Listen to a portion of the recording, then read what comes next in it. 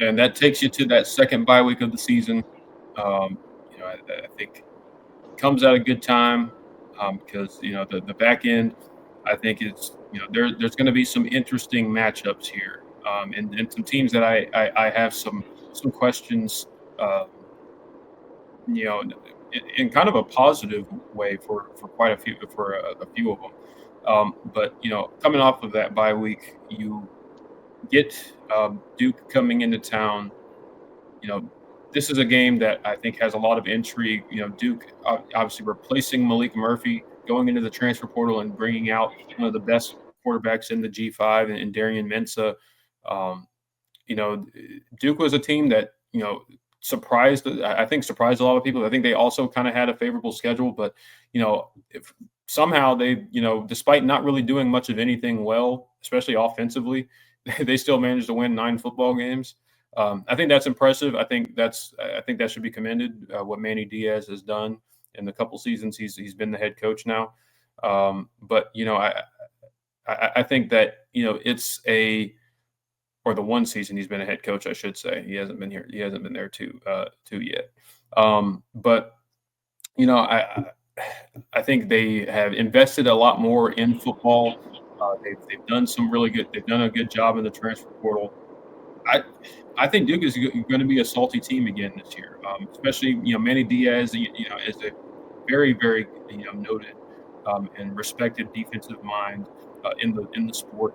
I think they're going to be very salty defensively again.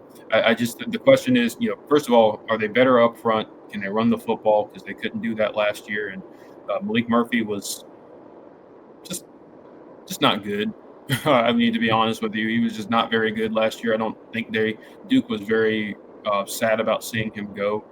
Yeah. Um, so I think this is certainly an upgrade at quarterback, and Darren Mensah is a guy that you know he can give you problems if you let him. So um, this is another game that I think is kind of sneaky. We've talked about the biggest games on the schedule for Clemson, but this is one that I'm keeping a very close eye on because Duke is a team that um, has displayed a level of consistency, and capability that we haven't seen from Duke in quite some time through two coaching changes. So or through two coaching staffs, I should say.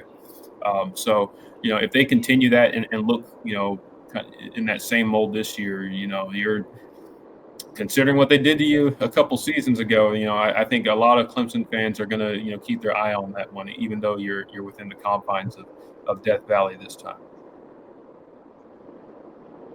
Definitely, and I think Manny Diaz has something brewing up there, in Durham, and clearly, um, last year was much better than I think most people thought Duke was going to be last year. I think a lot of people didn't really know what to expect, with the coaching change and Manny Diaz's first year, but it went about as well as it could have for him in year one, rattling off 9 wins. I don't think really anybody saw that coming from Duke last year. They were better than people thought, and I think they built on momentum this year. I think they're going to be really good. You mentioned Mensah at quarterback. That's certainly an upgrade from what they had last year. Um, and that's in college football, that's well, in football in general, that's the most important position on the field. So if you upgrade in that, you would think that there would be an uptick in production, and I believe that to be the case this year. But not to bring up old wounds, but we got some get back for Duke that we need to attend to come this week of the college football season. They embarrassed us a few seasons ago. I'm sure you remember, Jordan, on a Memorial Day Monday night game standalone, and everybody in the country watched us get our butts kicked by Duke, and we couldn't hold on to the ball to save our lives. And I think we fumbled the ball inside the 5 yard line 2 or 3 times, I believe, that game, if I remember correctly. Um, but you know, not that it matters at all, but from a fan perspective, we got to get a little get back from Duke on that. But I do think they are a pretty good team. Um, but again, I think Clemson's just a little too much. Coming off a bye week, worries me a little bit for Clemson. I'm going to be completely honest. We are not a great team coming off of bye weeks. Um, that proved true last year when we got our butts kicked by North Carolina, or by Louisville, coming straight off a bye week. Got absolutely physically dominated in that game. So I look for us to get a little get back on Duke and hopefully turn the tide on these starting slow out of bye weeks. Yeah, absolutely. And if you remember, it was that second bye week that you got pasted by It Louisville. was. And this is the second bye week because if you remember, the first bye week came earlier last season after App State. Yep. So it's that's a question, late in the year. And this Clemson team, has what's funny is like 2023 was a year where you finished strong in the back half of the season, and Yeah. last year you faded down the stretch and you Right. lost it. You lost a couple regular season games, and of course the playoff game did not did not go well, especially defensively. So Right. does this team has the week to week consistency changed and have you actually made the necessary step to be considered a true title contender? This is a game that I think is going to test that as well. But moving on, the following week, back home, you're still home. You got Florida State coming into town. Um, an intriguing team for a lot of reasons because I think Florida State, as bad as they were last year, I don't think the roster was quite 2-10 level. I think there was quite a bit of quit in them last year. That was a team that probably should have been at least a little bit better. I don't think they were good by any means, but 2 and Yeah. 10 bad. I don't think anybody would have expected. Obviously the situation at quarterback was not tenable. Offensive line was horrendous. And just the offense in general was just anemic and just couldn't win them really any football game. And even against Cal, it was really just defense that got them the dub in that one. So I think this team is going to be. I think Florida State's going to be significantly improved this year. I've looked at it. The more I've thought about it, I know a lot of people are probably just kind of like, "Oh man, this is Norvell's done. They're going to be pretty bad again." I think they made some good additions. Some. I think they have better players than maybe they get credit for. And I think the addition of Tommy Castellanos is not one that's going to be like, oh gosh, now they're an ACC title contender. But I do think with the addition of him in Gus Malzahn's system, I think that is a really really good match. I think they're Yes.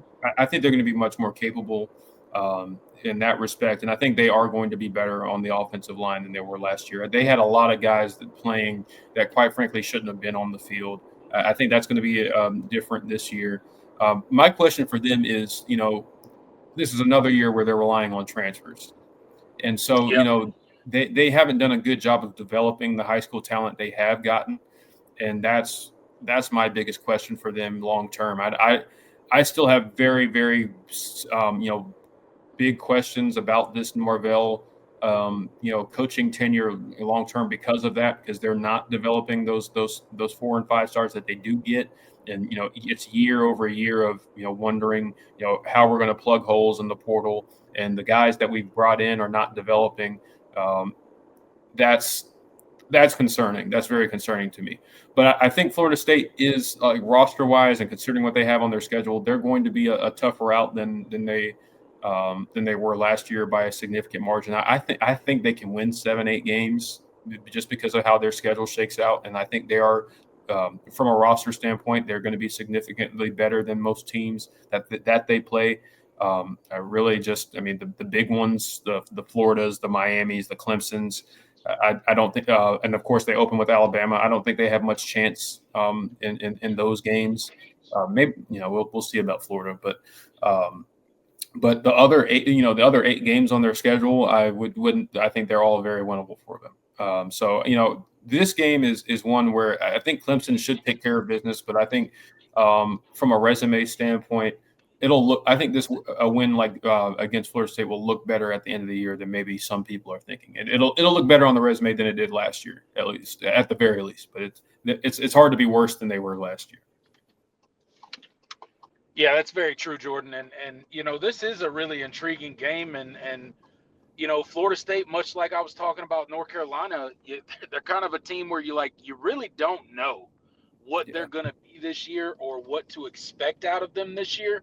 Um, but I think you're hard pressed to think that Florida State's going 2-10 in back-to-back seasons. I just don't think it's going to happen. I'm with you. I think they're a much improved team this year. I don't think they're going to be a great team by any means, but I do think they could end up being a fairly good team come season's end when you're looking back and some of the improvements. And you mentioned last year, like their transfers and that team as a whole just quit. Like they gave up on the season. They yeah, didn't even look like they wanted to play football half the time when they were on the field. So I mean, at that point, like, what do you do, right? So, but you also mentioned the additions at the coaching staff, Gus Malzahn and others that Mike Norvell has brought in, and maybe that helps get some more buy-in with this team. They are very transfer portal heavy yet again. yeah, If I'm a Florida State fan, like we got to get out of this cycle of like being a mostly transfer portal built team every year. Like at what point is Mike Norvell going to start recruiting at the level where he can just develop his roster and then plug a few holes here and there, like not wholesale change your team year to year based on the transfer portal. It's just not a recipe for long-term success, and that's exactly why Florida State, won 13 games, and then the next season won 2 games.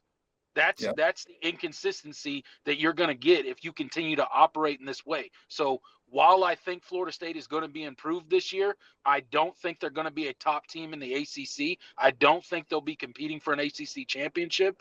Um, and honestly, like Mike Norvell's got to figure out how to start like building through high school recruiting. yeah. Otherwise, they're going to be wildly inconsistent. And I don't know how much longer Florida State fans are going to put up with that. Yeah, and that's the thing, and that they have so much invested in him. I do think 7 or 8 wins will be enough to keep him for another year. But the question is like, like you said, I mean, long term, like they haven't recruited at the level they need to at the high school ranks, and then the guys they have gotten have just not they're not playing. Like I mean, the 5 stars they've gotten have not panned out. The high 4 stars, like there's just not a lot to be excited about, or not a lot to point to. And if I'm an opposing program that's recruiting against them, I'm gonna be like, look at all these kids that went there, and they're still not playing in year 3, year 4. Like that's not good. I think they, running back probably the one exception that I can think of a guy. I think they're going to start the true freshman Chroma this year. They're really high on him. He could be special for them, but beyond that, they just have not developed. They not recruited at the level they need to, and then the guys they do get are not developing, and that's a I think that's the bigger concern, because you know you can recruit top 25-ish classes in that range and be a competitive team in the ACC. That's just the reality. There's not many teams recruiting at that level. But you're not even. But like Florida State has done that, but they still got the results they did last season, and the guys that they are bringing in are not playing even in as they're not playing as true freshmen, and they're not even playing a lot of times in year 2, and that's concerning when you're trying to build a program up to a ACC championship, college football playoff, national championship caliber program, which Florida State, those are the expectations that Florida State has. So that's concerning. I didn't mean to turn this into a Florida State think piece, but as far as the game is concerned, I think Clemson is going to match up favorably. I still think, I think they'll be improved in a lot of areas. Just don't let, as long as you stay sound defensively, you should be okay. Gus Malzahn's offense is it's a high floor, low ceiling type of offense. Like there's not going to be many games where they're like going to be like dreadful, like awful, but there's not going to be too many. There's not going to be too many moments unless they're playing inferior opponents where they're going to be like, "Oh my God, how are we going to stop this guy?" Because Tommy Castellanos is very limited as a passer. You just keep eyes on him. He's going to make mistakes. He's not going to make every throw. And I don't think they have I think they're better in the skill positions than they were last year, but I don't think it's a scary group by any means. No, it's definitely not a scary group, and I agree with everything you just said, and ultimately, like I don't think Clemson gets the job done against them. I don't think they're going to have what it takes to beat this particular Clemson Tiger team this year. So I think Clemson definitely gets a W against them, but as mentioned, I do think they're much improved from the 2-10 version that they were last year. Yep. All right. Got 3 more games to hit on. This game, this is the one that makes me the most uncomfortable. Just thinking about what it was last season and how it played out and where this falls on the schedule. Louisville, go on the road. They beat you last year. Quite frankly, it wasn't very close. This is a game I think beyond LSU and obviously the game at the end of the season. This is a game that I think you need to have truly circled. I mean, this is you can't have another loss like you did last season to this team. You got to play with a chip on your shoulder. This one's got to mean a little bit more. Just quite frankly, I mean, you got to. It's going to be a short week. It's a Friday night kickoff, late night. A lot of eyeballs are going to be on that game. You got to win this football game. That was probably the most just disgusting performance overall that Clemson had last season. Honestly, worse than Georgia, considering the opponent and what. And you didn't play your best players, quite frankly, offensively against Georgia. This was the game where you were just absolutely horrendous. That was inexcusable, and I think that was the beginning of the death knell for what the Wes Goodwin experiment was. It's got to be different this year. Just point blank, it's got to be different. Yeah, I mean, look, this Louisville game last year, like, it's a game that, like, you can't even bring yourself to go back and watch. We got dominated. Like, it was embarrassing. And it was right off a bye week. And, I mentioned earlier about Clemson tend to be a little slow off of a bye week. And they just took it to you, and they were not afraid of you. And they came in there and just basically punked Clemson, and we folded. We didn't fight back. We didn't, it was over. You felt it in the crowd. That from the people that were there, they said that was the most miserable. Like that was the worst. Yeah, they had seen the crowd like they were leaving in the third quarter. And to your point, I mean, like I don't think Dabo officially made his decision that week. But that definitely, if that's not when he made his decisions, that's when he started thinking we probably need to make a change. Yeah. And how the rest of the season went just confirmed that you needed to make a change at defensive coordinator, and Clemson does. And this is a game that I've been wanting to talk about, since we started our schedule preview, like and prediction. Like this is the game, right? If I see like. When I'm looking at Clemson's schedule, like it's really hard to like predict 12-0, right? Like it's tough to go 12-0, regardless. Yeah, I know Clemson plays in the ACC and they don't play nobody, and it's a powder puff league and a schedule and all that kind of stuff. But there's some good teams. There's some solid games on Clemson's schedule. Obviously, this is one of the ones that you look at. We just got finished talking about Florida State, right? And how we think they're going to be improved, and then you're going up to Louisville on a short week Not only that, you're playing on a Friday night. You're probably going to be favored. And how does that typically go in college football? The home dogs on Friday night wreak some havoc. So that makes me nervous. Just how the game lines up makes me nervous, coupled with how the game played out last year.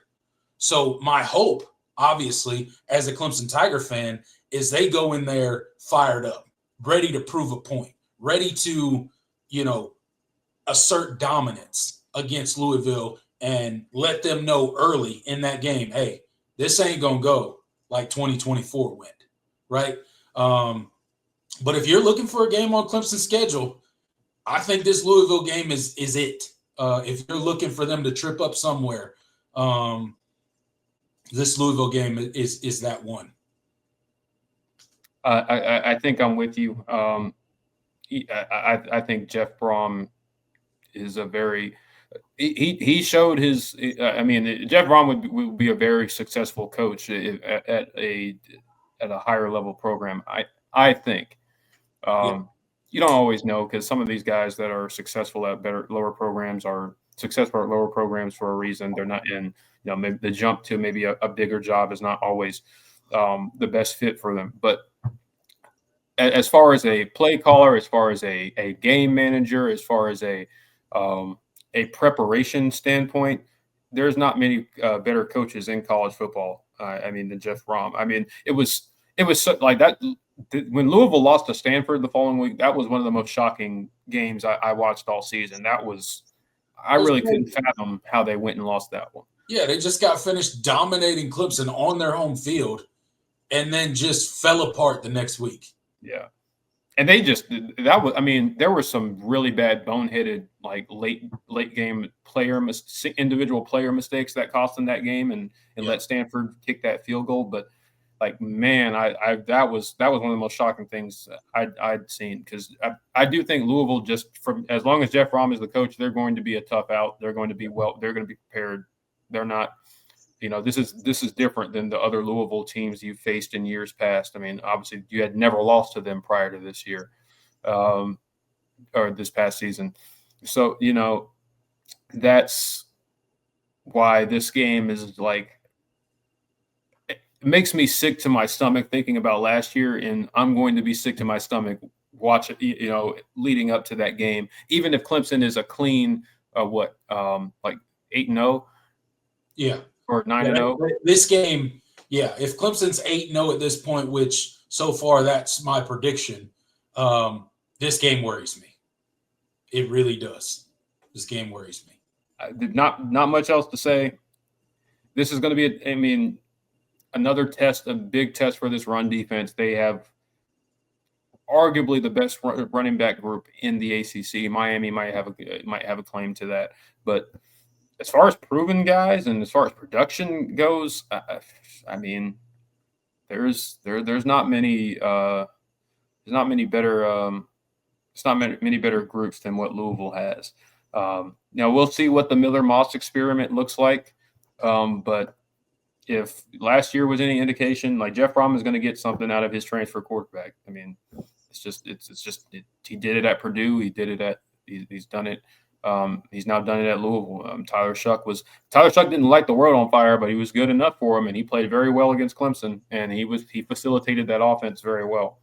I think Miller Moss is capable of that. He's going to have some weapons to throw to, and I think Louisville's kind of underrated from a receiver standpoint. So, that's something you got to question. You got to keep an eye on too. This is I think this is the most complete offense you'll play all season. Yeah. Maybe LSU becomes that later in the year, but as far as like question, from play caller to quarterback to run game to receivers and just the cohesion of the offense, I think this is the most complete offense you'll play all year, and that's going to be. I think that's going to be another big test for for Tom Allen's defense, and are they going to do things differently? And I saw somebody point out in the chat that Jeff Brom is very familiar with Tom Allen's defense. That is true. Yes, he is. having been at Indiana and Penn State. They've gone toe to toe. I don't have the number. That'll be something to look up, especially when we get to that game. Kind of what the history of Tom Allen's defense versus Jeff Brom, because they were at they're at similar programs in terms of Indiana. Haven't been much better than each other. So it'll be a good thing to look at. So that's something I'll have to look up, because that'll be good. That'll be a good deep dive for later in the season when we're breaking down that matchup.